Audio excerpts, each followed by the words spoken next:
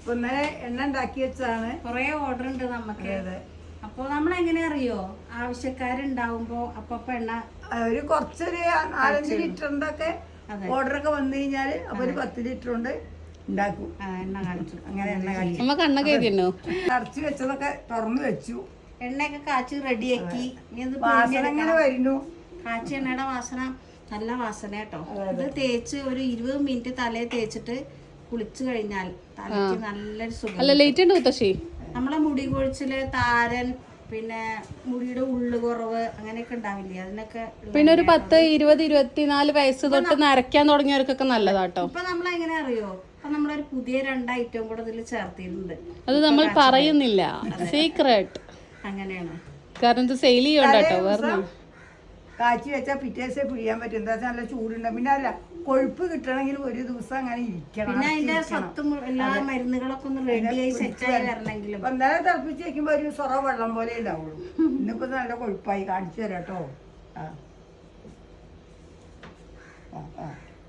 ഉണ്ട് കൊഴുപ്പ്.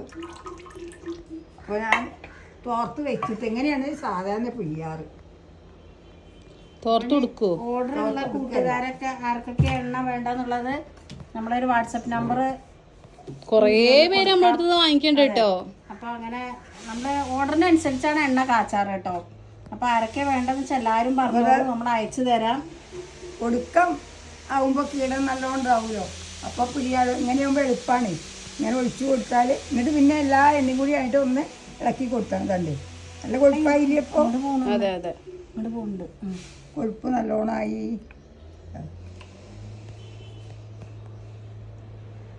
ഞാൻ തട്ടിൽ ഒരു തട്ടെടുക്കും. ആ തട്ടെടുത്തു തട്ടിലേക്കാ വെക്കാറ്. നോക്കട്ടെ, ഇത് ഇളക്കില്ല അല്ലേ? ഇളക്കാൻ ഒടുക്കെടുത്താ മതിയേ. അപ്പൊ അത് ഇളക്കിയെടുത്താ പിന്നെ ചണ്ടി കൊറേ വരില്ലേ ഇതില്. അപ്പൊ പിഴിയാൻ സുഖമാണ്. അങ്ങനെ ആദ്യം അങ്ങനെ മീതേന്ന് എടുത്താൽ പിന്നെ തെളി എടുക്കുക. തെളി എടുക്കുക.